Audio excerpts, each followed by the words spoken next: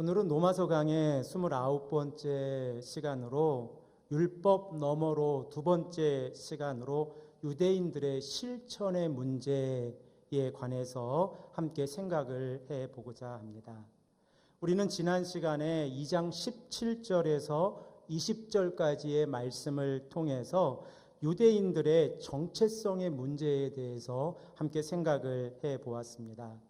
율법을 의지하여 자신의 의를 하나님 안에서 자랑하는 그들이 하나님의 뜻을 자신들만 알고 있다고 했을 때에 그들은 자신들을 가르쳐서 앞을 보지 못하는 사람들의 인도자가 되고, 그리고 어둠에 있는 자들의 빛이 되어지고, 그리고 율법과 지식과 진리 안에서 스스로를 선생이라 일컬었다라고 말씀하고 있습니다. 하지만 그들이 이렇게 자기 자신에 관하여 자신의 의를 강조할 때에 그 유대인들의 삶 가운데에서는 십자가의 보혈이 그들에게 오는 것을 가로막고 있다라고 말씀을 드렸습니다. 또한 경건의 모양은 만들어낼 수 있었지만 경건의 내용은 만들어낼 수 없었다라고 지난 시간을 통해서 말씀을 드렸습니다. 우리가 너무나 잘 알고 있는 바와 같이 율법의 행위로는 하나님 앞에서 의롭다 하심을 얻을 육체가 없다라고 하는 것을 우리는 너무나 잘 알고 있습니다. 또한 사람이 의롭다 하심을 얻는 것은 율법의 행위에 있지 아니하고 믿음에 있다고 사도 바울은 로마서 3장 28절에서 말씀하고 있습니다. 이러한 전제 안에서 사도 바울은 이제 21절에서 이렇게 시작을 합니다. 그러면 다른 사람을 가르치는 내가 내 자신은 가르치지 아니하느냐라고 문제를 지적하고 있습니다.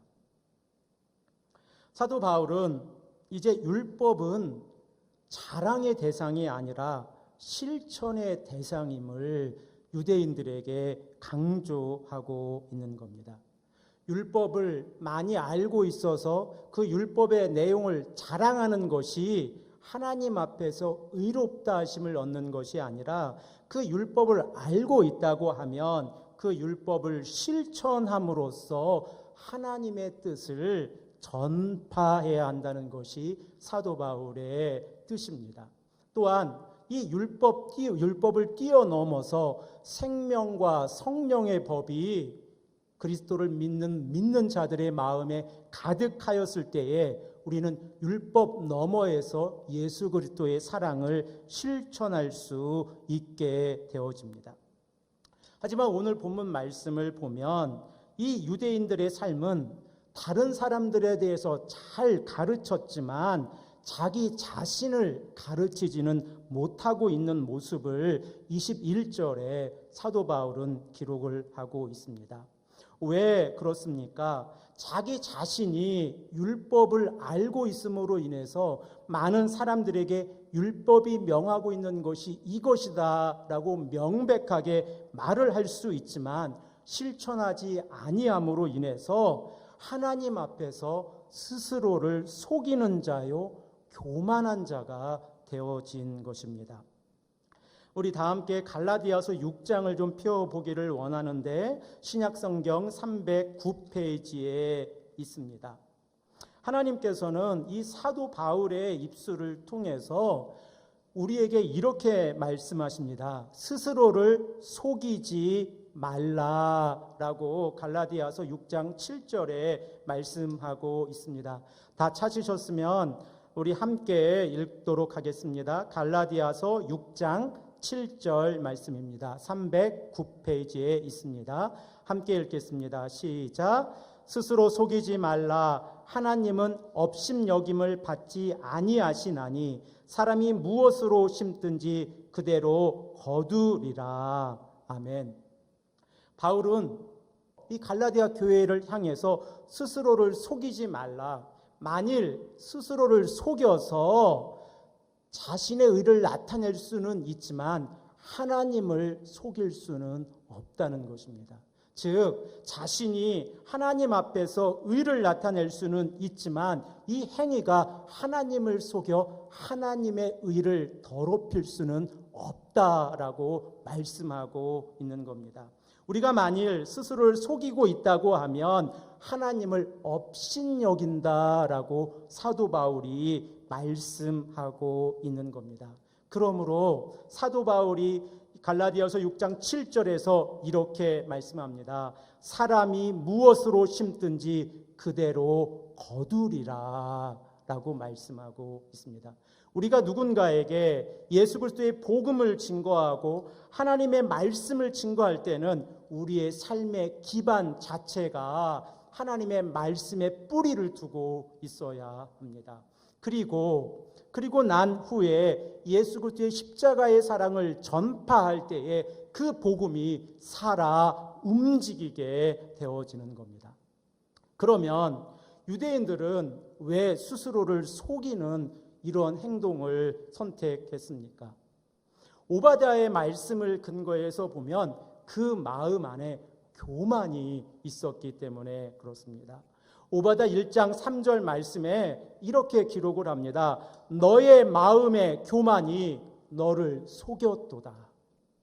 우리가 우리 스스로를 속이고 있다고 하면 우리 마음 안에 하나님을 의지하지 아니하고 자기 자신을 의지하는 자신의 의를 드러내고 있다는 겁니다.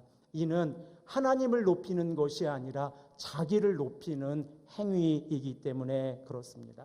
그러므로 우리 마음 안에 스스로를 속여 우리 마음에 나타나고 있는 이 교만이라고 하는 것이 우리의 행동 가운데 나타날 때에 이는 하나님을 업신여기는 것이라고 생각을 할 수 있습니다. 이러한 취지에서 예수님께서도 우리 마음에서 나타나는 이 마음의 죄악을 12가지로 구분해서 우리에게 말씀하고 계신데 우리 다 함께 찾아보기를 바랍니다. 마가복음으로 함께 가보겠습니다. 마가복음 7장 21절에서 23절 말씀입니다. 신약성경 65면에 있습니다. 이 마가복음 7장 21절에서 23절 말씀을 보면 사람의 마음속에서 나오는 죄악의 유형들을 12가지로 구분을 해서 이제 예수님께서 말씀하고 계십니다. 다 찾으셨으면 우리 21절 말씀부터 23절까지 함께 읽겠습니다. 시작. 속에서 곧 사람의 마음에서 나오는 것은 악한 생각 곧 음란과 도둑질과 살인과 간음과 탐욕과 악독과 속임과 음탕과 질투와 비방과 교만과 우매함이니 이 모든 악한 것이 다 속에서 나와서 사람을 더럽게 하느니라. 아멘. 예수님께서 말씀하시기를 사람의 마음 가운데 12가지의 죄악의 성품들을 가지고 있는데 그 죄악의 성품 가운데 11번째가 바로 이 교만이라고 하는 겁니다. 그리고 이 교만이라고 하는 것은 스스로의 의를 나타낼 수 있지만 자기 자신을 더럽게 하는 하나의 수단이 되어진다라고 예수님은 우리에게 말씀하고 있는 겁니다. 자, 그러면 다시 본문으로 돌아와 보십시오. 사도 바울은 유대인들에게 21절에 내 자신을 속이지 말라라고 말씀하면서 3가지의 죄악된 성품들을 지적합니다. 유대인들이 행하고 있는 그 3가지의 죄악된 성품들을 보면 도둑질하지 말라 선포하는 내가 도둑질하느냐. 그리고 22절 말씀을 보면 간음하지 말라 말하는 내가 간음하느냐. 우상을 가증히 여기는 내가 신전 물건을 도둑질하느냐라고 말씀하고 있습니다. 우리가 너무나 잘 알고 있는 바와 같이 이 3가지 죄악들은 십계명과 연관되어져 있는 죄악들입니다. 도둑질과 관련돼서는 10계명의 제8계명에 기록되어져 있고, 그리고 간음에 관련된 죄악은 10계명의 제7계명에 기록되어져 있습니다. 그리고 우상과 관련해서는 10계명의 제2계명과 관련되어져 있습니다. 그런데 이 세 가지 특징들을 하나씩 살펴보면 이 세 가지 죄악된 모습들이 무엇인가를 파괴해 간다는 겁니다. 만일 공동체 안에 도둑질을 하는 행동이 있다고 하면 그 공동체가 파괴되어져 갈 것입니다. 또한 가족 안에 간음이라고 하는 죄가 있다고 하면 그 가족의 공동체도 파괴되어질 겁니다. 그리고 만일 하나님을 믿는 자들이 우상과 연관되어져 있다고 하면 하나님과의 관계조차도 파괴해 되어져 갈 것입니다. 이는 공동체에서 시작이 되어서 가족이 파괴되어지고 결국 하나님과의 관계까지 파괴되어지는 모습을 사도 바울은 이 세 가지 죄악된 성품들을 통해서 기록을 하고 있습니다. 그런데 여기에서 학자들이 한 가지 질문을 던집니다. 유대인들이 율법을 그렇게 지키려고 노력을 하고 있었는데 이들이 정말 도둑질을 하고 간음을 하고 우상의 신전을 더럽혔을까라고 하는 의문점을 던지게 되어집니다. 그래서 일부 학자들은 도둑질, 간음, 그리고 이 우상과 관련된 신성 모독의 죄악들은 유대 지도자들이 직접적으로 범했을 가능성이 적으므로 문자적으로 이 죄악된 성품들을 직접적으로 해석하기보다 유대인들의 위선된 모습을 지적하기 위한 바울의 하나의 입장이지 않을까라고 지적하는 학자들이 많이 있습니다. 하지만 제가 가지고 있는 이 바울의 시각에서는 바울은 유대인들의 생각뿐만 아니라 행동을 염두에 두고 이 로마서 2장 21절에서 24절까지의 말씀을 기록하고 있다고 생각을 합니다. 바울 당시에 유대인 랍비 가운데에서 요칸나 벤 자카이라고 하는 랍비가 있었습니다. 이 요칸나 벤 자카이라고 하는 이 랍비는 율법 중심의 유대교를 재건하기 위해서 노력했던 훌륭하게 평가를 받고 있던 랍비 중에 한 사람입니다. 그런데 그가 이 율법 중심의 유대교를 재건하기 위해서 자신들의 모습을 지적하면서 이렇게 언급을 합니다. 살인, 간음, 성적인 악, 상업적 그리고 사법적인 부패, 그리고 종파 간의 다툼, 그 외에 다른 악들을 슬퍼해야 한다라고 기록을 하고 있습니다. 이는 유대교 내부에서도 자신들이 가지고 있는 이 지도자들의 악한 성품들에 대해서 언급하고 있고, 이들이 이러한 죄악된 모습들이 공동체를 파괴해 가고 있다고 지적하고 있는 겁니다. 또한 유대인 역사 가운데에서 요세푸스라고 하는 당시의 1세기의 유대인 역사가가 있습니다. 이 요세푸스는 성경과 조금 관련이 있기 때문에 우리가 조금 알아둘 필요가 있습니다. 이 요세푸스는 유대교에서 여러 종파를 다니다가 바리새파에 정착을 한 사람입니다. 그리고 당시에 이미 로마를 다녀와서 로마의 문화가 얼마나 발달되어져 있는 것까지 잘 알고 있었던 사람입니다. 그런데 유대인들이 로마를 대항하여 전쟁을 일으켰을 때 이 요세푸스는 이 전쟁을 반대합니다. 왜냐하면 싸우면 진다는 겁니다.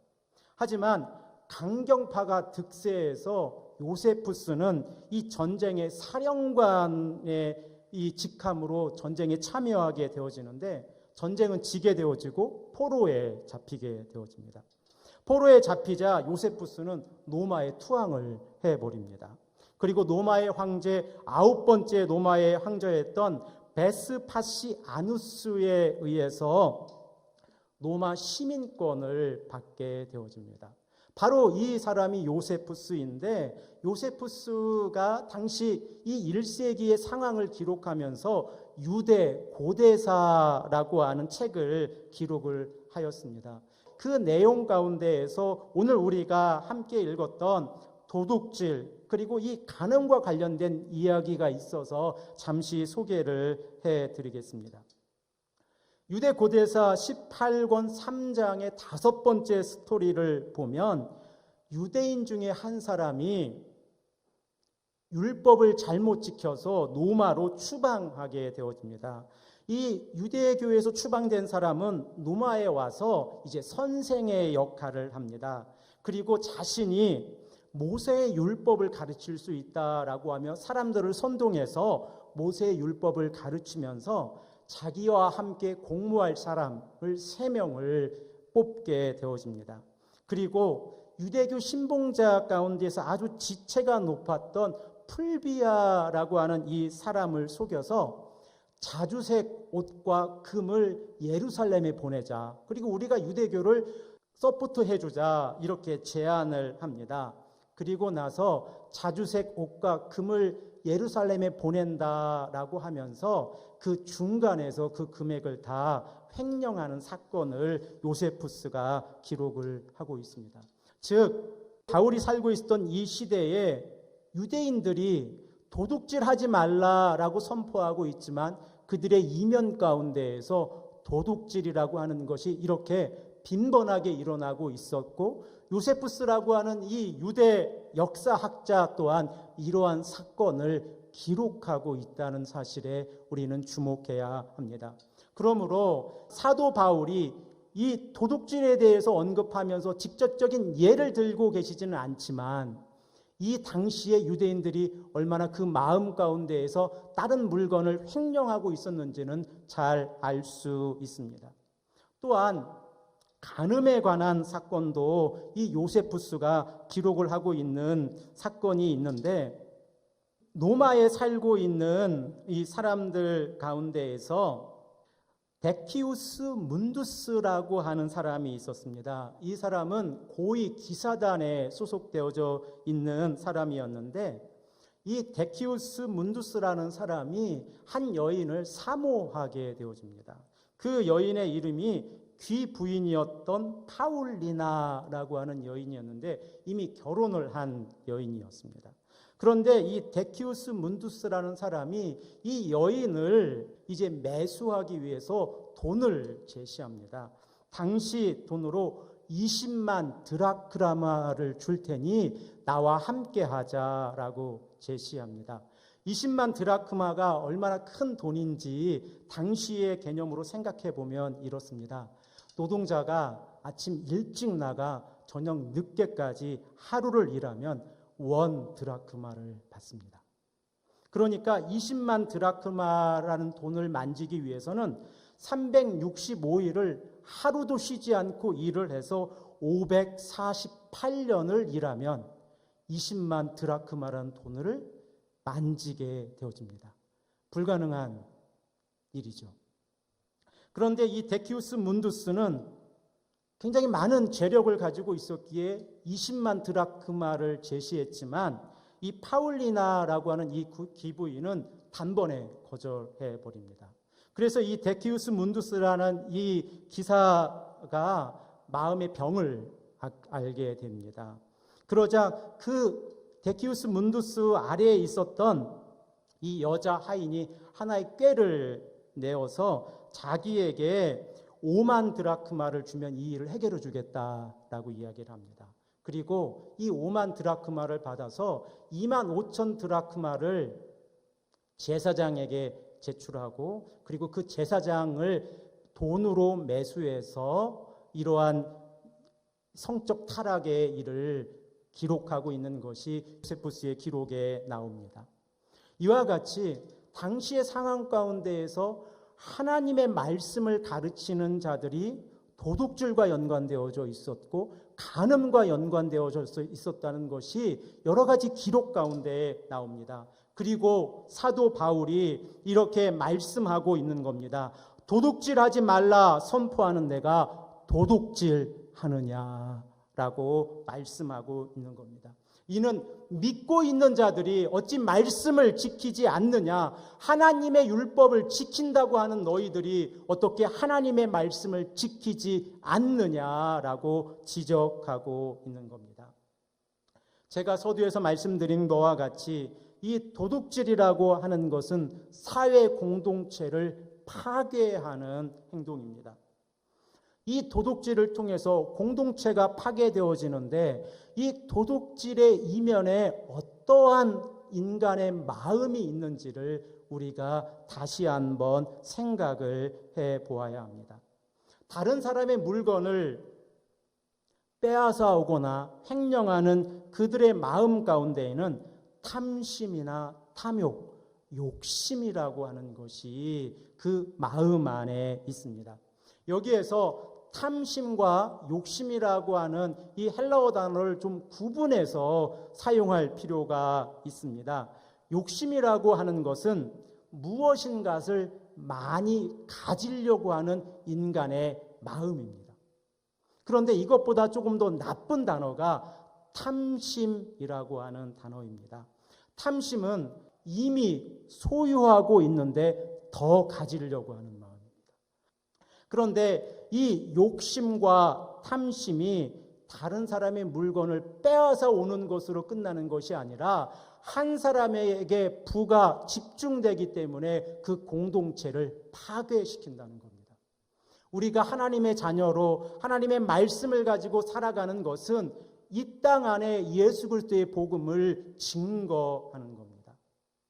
예수님께서 부자 청년에게 마지막에 요구하셨던 것처럼 우리가 함께 나누고 약자를 돌보며 예수 그리스도를 따라가는 삶, 그것이 기독교인들의 삶인데 무엇인가 자기만 가지려고 하는 그런 마음의 한 가운데에서는 욕심과 탐심이 있어서 그 공동체를 파괴하고 있다라고 말씀을 드릴 수 있습니다. 그리고 나서 두 번째로 사도 바울이 언급하고 있는 죄가 이제 22절에 기록되어져 있는데 간음하지 말라 말하는 내가 간음하느냐라고 말씀하고 있는 겁니다. 이 간음의 죄악은 가족의 공동체를 파괴하는 행동입니다. 그래서 레위기 20장 10절 말씀을 보면 이 간음의 죄는 그 대가로 죽여 그 죄가를 물게 되어져 있는 것이 유대인들이 가지고 있는 율법입니다. 그런데 그들이 그 율법을 어겨서 간음하고 있다라고 사도 바울이 기록을 하고 있습니다. 우리 다 함께 예레미야 23장을 좀 찾아보기를 원하는데 1087면에 있습니다. 예레미야 23장 14절 말씀으로 가보겠습니다. 이 예레미야 23장 14절 말씀을 보면 구약 시대에 예레미야가 살고 있던 이 시대의 선지자들 가운데에서 얼마나 나쁜 행동들이 그 공동체 안에 있었는지를 기록하고 있습니다. 1087면입니다. 다 찾으셨으면 함께 23장 14절 말씀을 읽겠습니다. 시작. 내가 예루살렘 선지자들 가운데에도 가증한 일을 보았나니 그들은 간음을 행하며 거짓을 말하며 악을 행하는 자의 손을 강하게 하여 사람으로 그 악에서 돌이킴이 없게 하였은즉 그들은 다 내 앞에서 소돔과 다름이 없고 그 주민은 고모라와 다름이 없느니라. 예레미야는 지금 일반 공동체에 대해서 언급하고 있는 것이 아니라 선지자들 가운데에서 가증한 일이 있다라고 지적하면서 이 선지자들 가운데 간음을 행하며 거짓을 말하며 악을 행하는 자의 손을 강하게 하여 약자를 괴롭히는 자들이 바로 선지자들의 무리 가운데 있었다라고 말씀하고 있는 겁니다. 그러므로 이러한 종교 아래에 있을 때의 이 종교는 비록 그들이 하나님을 섬긴다고 말하고 있지만 하나님의 심판의 대상이 되고 있다고 하는 사실을 우리는 꼭 기억해야 합니다. 그러면 사도 바울은 이러한 죄악들에 대해서 어떻게 다루기를 원합니다. 고린도전서 6장 9절 말씀을 보면 이러한 죄악들에 대해서 사도 바울은 하나님의 나라를 유업으로 받지 못한다라고 기록을 하고 있습니다. 우리 다 함께 찾아보기를 원합니다. 고린도전서 6장 9절에서 10절까지의 말씀입니다. 신약성경 269면에 있습니다. 9절 말씀부터 우리 10절 말씀까지 함께 읽겠습니다. 고린도전서 6장 9절에서 10절 말씀입니다. 시작. 불의한 자가 하나님의 나라를 유업으로 받지 못할 줄을 알지 못하느냐. 미혹을 받지 말라. 음행하는 자나 우상 숭배하는 자나 간음하는 자나 탐색하는 자나 남색하는 자나 도적이나 탐욕을 부리는 자나 술 취하는 자나 모욕하는 자나 속여 빼앗는 자들은 하나님의 나라를 유업으로 받지 못하리라.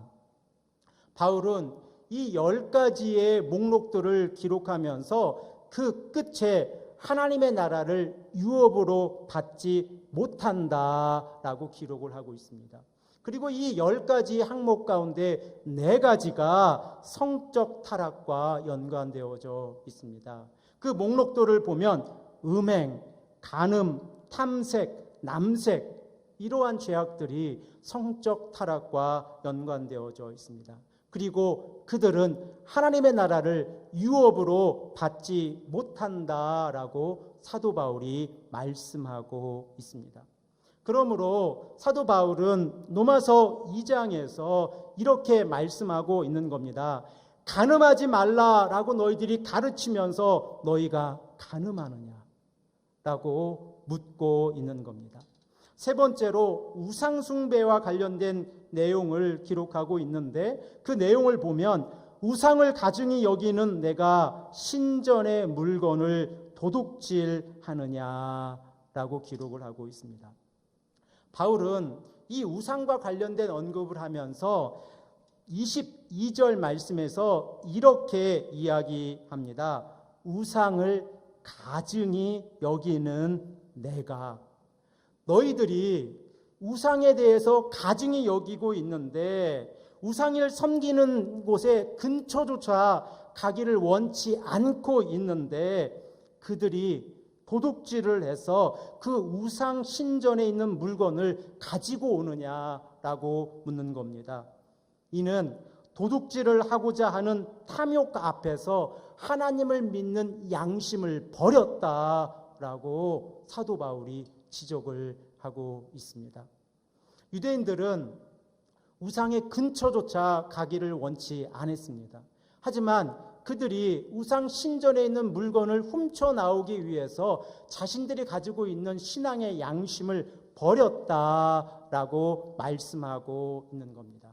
또한 만약 이들이 우상을 섬기는 것을 멀리해야 한다고 가르치고 있는 이들이 우상을 섬기고 있었다고 하면 그들의 마음 가운데 구원의 하나님을 잊어버렸고 능력의 반석이 되시는 우리의 영원한 하나님을 의지하지 않고 있었기 때문에 그렇습니다.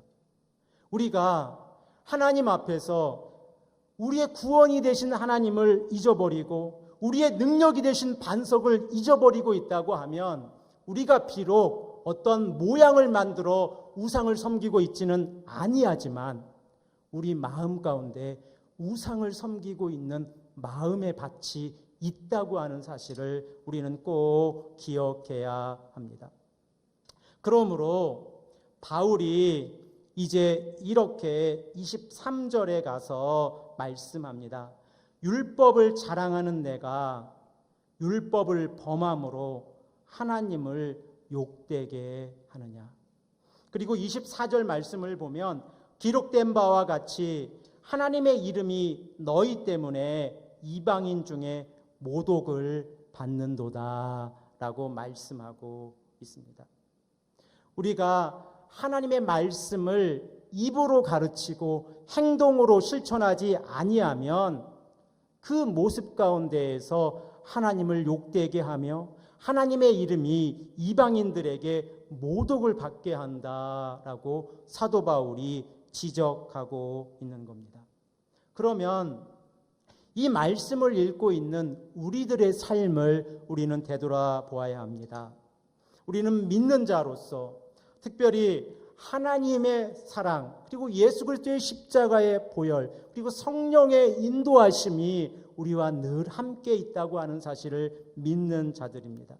그러면 우리들의 삶 가운데 우리가 믿음으로 알고 있는 것과 우리가 행하는 것이 일치해야 하는데, 우리의 삶 가운데에서 얼마나 이러한 일치가 이루어지는지 우리는 우리의 신앙을 통해서 함께 되돌아보아야 합니다.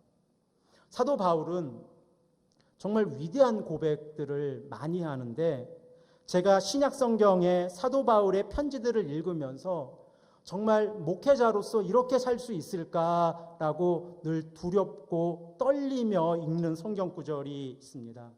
이 성경 구절을 우리가 함께 찾아서 읽어보기를 원하는데, 빌립보서 3장 17절과 4장 9절 말씀입니다. 321면, 322면에 있습니다. 바울은 자신이 살아온 삶을 되돌아보며, 그리고 자신의 삶을, 자신이 믿고 있는 예수 그리스도를 증거하면서 이 믿음을 전파하는 자들에게 담대하게 이렇게 이야기하는 겁니다. 3장 17절 말씀입니다. 321면에 있습니다. 함께 읽겠습니다. 시작. 형제들아, 너희는 함께 나를 본받으라. 그리고 너희가 우리를 본받은 것처럼 그와 같이 행하는 자들을 눈여겨보라. 아멘. 바울은 자신의 삶을 되돌아보면서 자신의 삶을 본받아라 라고 말씀하고 있습니다.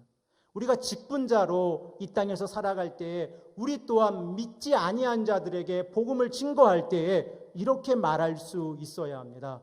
나를 본받아라.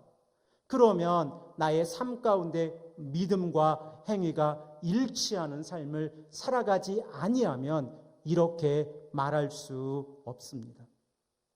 4장 9절 말씀을 보면 이제 정말 떨리고 두려운 마음이 제 마음 가운데 더 많이 있습니다.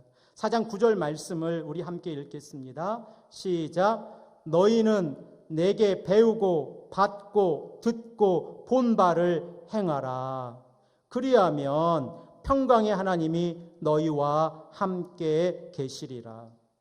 바울이 빌립보서 4장 9절에 가서는 자기에게서 배우고 자기에게서 받고 듣고 본 바를 행하라. 그렇게 행하면 평강의 하나님이 너희와 함께 있으리라 라고 말씀하고 있는 겁니다. 목회자로 살아가는 저를 포함해서 우리 모두는 그리스도의 복음을 증거할 때에 믿지 아니하는 자들에게 이러한 마음가짐을 가지고 전파해야 합니다. 이렇게 전파될 때에 하나님의 사랑이 전파되어질 수 있습니다. 또한 이렇게 전파할 때에 나의 삶을 보고 그리스도를 믿어라 라고 선포할 때에 진정한 제자를 만들 수 있다고 하는 사실을 우리는 꼭 기억해야 합니다. 이 일은 우리의 가장 작은 공동체인 가족 공동체 안에서 시작되어져야 합니다. 우리 자녀들에게 우리가 신앙을 이야기할 때에 신앙의 내용을 가지고 그들에게 가르치는 것은 너무나 소중합니다. 하지만 그 이면에 신앙의 행동으로서 부모된 우리들이 우리 자녀들 앞에서 어떻게 행동하고 있는지를 우리는 스스로 돌아보아야 합니다. 우리 자녀들에게 이렇게 말할 수 있다고 하면 우리는 하나님 앞에서 바른 삶을 살아온 것입니다. 자녀에게 오늘 가서 이렇게 말씀해 주실 수 있겠습니까? 나에게 배우고 나에게 받고 나에게 듣고 나에게 본 바를 그대로 따라 행동해도 아무런 문제가 없다.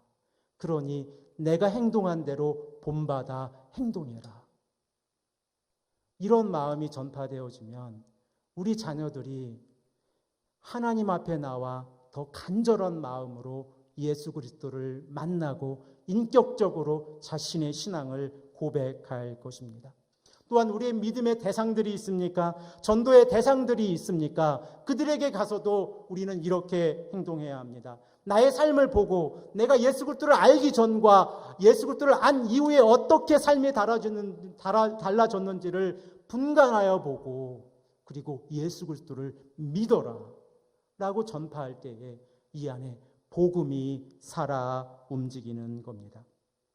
이러한 입장에서 야고보서는 이렇게 이 실천의 문제에 대해서 이야기합니다. 야고보서 2장 17절 말씀을 보면 이와 같이 행함이 없는 믿음은 그 자체가 죽은 것이라 라고 말씀하고 있습니다. 그리고 2장 26절 말씀을 보면 우리가 너무나 잘 알고 있는 말씀인데, 영혼이 없는 몸이 죽은 것 같이 행함이 없는 믿음은 죽은 것이라 라고 말씀하고 있습니다. 우리의 삶은 어떻습니까? 지금 사도 바울이 유대인들의 문제를 언급하고 있는데 이 문제가 우리들의 문제는 아닙니까? 우리가 비록 도둑질이나 간음이나 우상과 연관되어 있지는 않다고 할지라도 우리의 행동이, 우리의 언어가, 그리고 우리가 말하고 행하고 보여주는 모든 행동들이 우리 자녀들에게 따라해라, 그대로 본받아라 라고 말할 수 있는 삶을 살아가고 있습니까? 우리가 어떠한 모습을 살아가든 우리 자녀들은 우리들을 보고 본받을 것입니다. 그리고 그 모습들을 보면서 한편으로 그리스도를 믿겠다, 한편으로 그리스도를 믿지 않겠다라고 고백할 수도 있다는 사실을 우리는 꼭 기억해야 합니다. 그러므로 이 유대인들의 실천의 문제는 그들만의 문제가 아니라 우리들의 문제입니다. 하나님께서 사도 바울의 입술을 통해서 우리에게도 동일하게 말씀하고 있습니다. 너희가 믿고 있는 대로 행하라. 그러면 그 안에 참 평강이 있고 하나님의 사랑이, 영원한 하나님 나라의 유업이 있을 것이다 라고 우리에게 권면하고 계십니다. 그 삶을 저와 여러분이 함께 손잡고 하나님 나라를 향해 한 걸음 한 걸음 나아가기를 소망합니다. 함께 기도하겠습니다.